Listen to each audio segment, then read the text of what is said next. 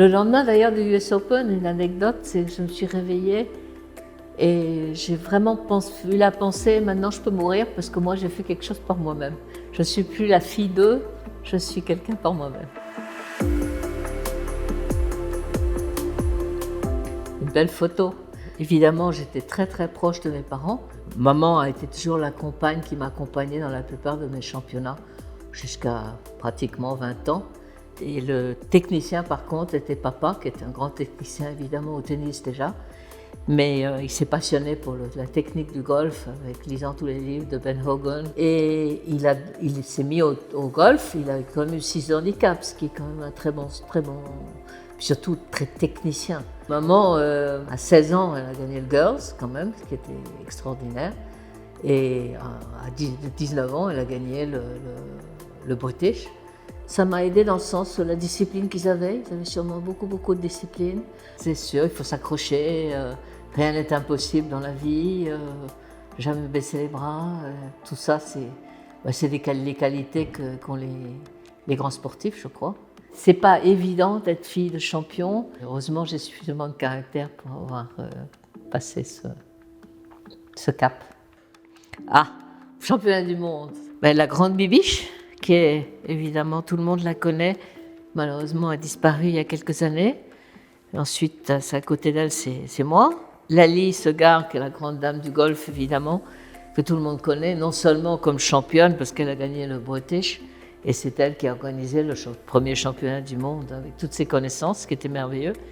Et Claudine, qui est encore une grande amie. Nous nous sommes retrouvés avec grande joie pendant l'époque des seniors, où nous jouions le championnat d'Europe par équipe senior. J'étais le bébé qui venait un petit peu remuer quelque chose qui était établi. C'était déjà des grandes championnes. Ce premier championnat du monde, c'était le premier. J'ai joué bien les 2 premiers tours, un peu moins bien le 3e tour, et le dernier tour, j'ai joué en dernier, parce que je pense que Lali savait que j'étais assez gagneuse et que c'était pas une mauvaise idée de me faire jouer en dernier. Au 16, j'avais fait un très mauvais coup et qui me faisait croire que probablement j'avais abîmé les espoirs de l'équipe de France pour gagner le championnat du monde. Et j'ai quand même fini correctement le 17 et le 18. Et puis finalement, l'Américaine qui jouait derrière moi a aussi craqué à un trou. Et c'était le 18 où elle a fait un double bogey qui nous a permis de gagner le championnat du monde, ce qui nous a évidemment provoqué une joie merveilleuse. J'étais très contente de terminer première ex-aequo avec Carol Sorensen, qui était l'américaine qui a gagné l'individuel. J'étais très contente de finir avec elle à cette place. Et donc ça a été un grand départ pour moi, sûrement. Alors curieusement, après ce championnat du monde, pendant 2 ans et demi, je n'ai pas gagné aucun championnat, ce qui était assez frustrant. Et curieusement, donc au printemps 1967, j'ai gagné le championnat de France. Et juste après, j'étais en Grande-Bretagne, jouer le championnat de Grande-Bretagne. J'ai gagné la qualification et je me suis fait battre. Et maman a eu un mot qui a été finalement tout à fait prémonitoire. Elle me dit, mais il y a peut-être, c'est un blessing in disguise, c'est-à-dire c'est peut-être une bénédiction cachée. Parce qu'à cause de ça, finalement, je suis repartie donc, du British. Et 15 jours après, je jouais l'US Open.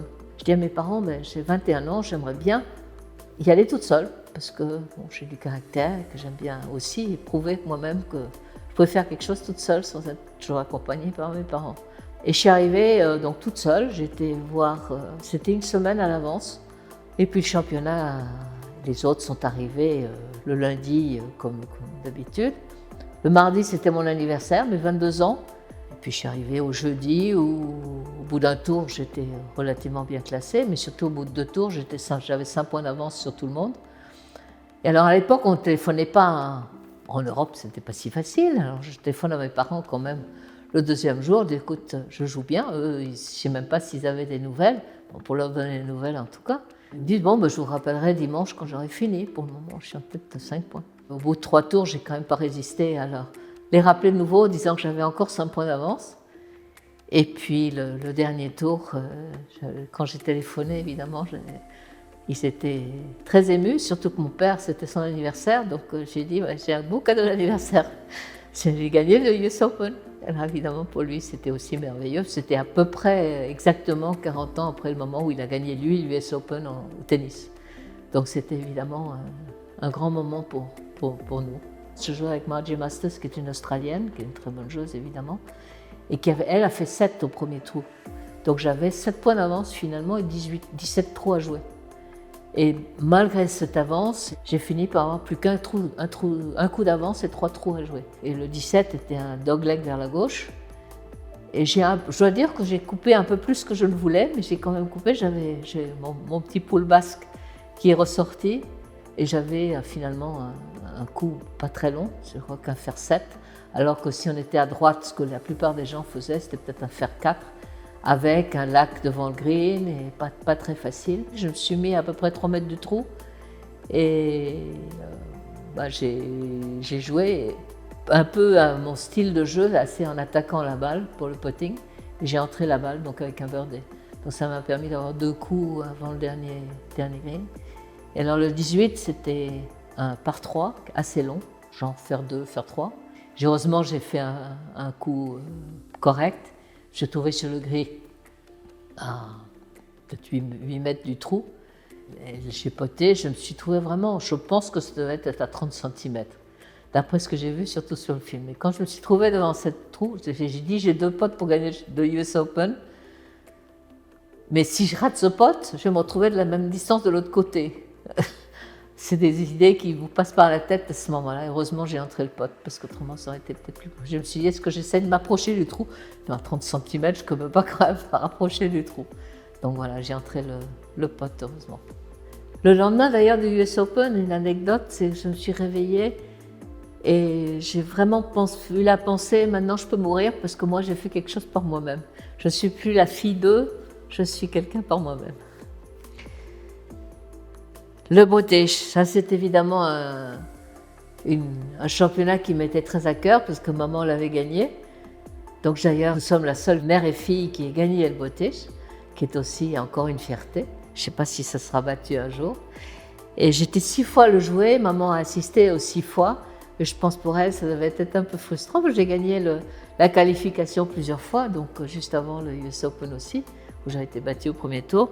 Et les autres fois, je n'arrivais pas à le gagner. Donc en 69, j'ai réussi enfin à le gagner.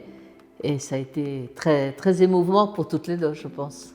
Entre octobre 68 jusqu'en octobre 69, je n'ai pas perdu un match, que ce soit un match play ou un match play. J'ai joué tous ces championnats sans en perdre un. C'est ma grande année, c'est sûr, c'est ma grande année. C'était pas le moment du US Open, mais c'est quand même ma grande année. En Europe, il n'y avait pas de pros. Il n'y avait que des pros seulement. Ils a eu à partir de 1980. Et j'aimais beaucoup jouer pour l'équipe de France. Quelque chose qui est passionnant de jouer pour son propre pays. Et donc, je préférais rester en Europe. Et puis, je me suis mariée finalement en 70. Mais après ça, j'ai eu 6 grossesses et 4 enfants en 10 ans.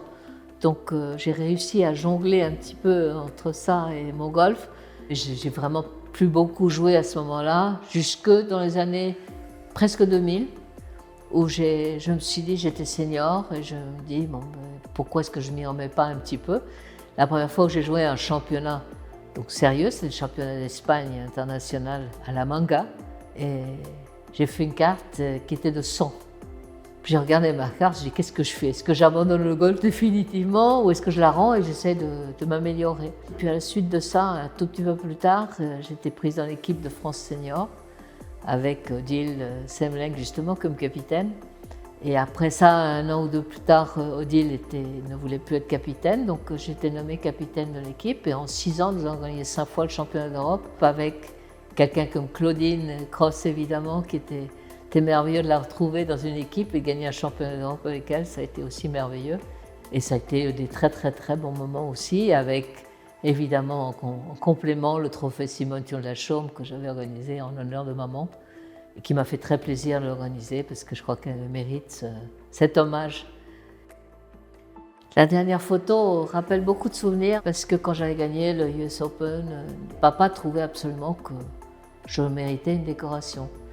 Et alors à l'époque, on m'avait donné l'ordre du mérite national, mais papa n'était pas très content. Et alors beaucoup d'années plus tard, On m'avait nommé chevalier de la Légion d'honneur dans les années 90. Et puis là, ma grande surprise, je reçois une lettre, présidente de la République, et je lis, mais vous avez été nommé officier de la Légion d'honneur. Ce qui là m'a beaucoup surprise et ça m'a fait très très plaisir, je dois dire, parce que papa était officier de la Légion d'honneur et mon frère Bernard également. Donc j'étais très fière. Il y a bon, évidemment mon parcours de golf, mais il y a également le fait d'être présidente d'un golf pendant 35 ans à Chantaco. Et donc voilà, mais ça a été évidemment une grande fierté et très plaisir.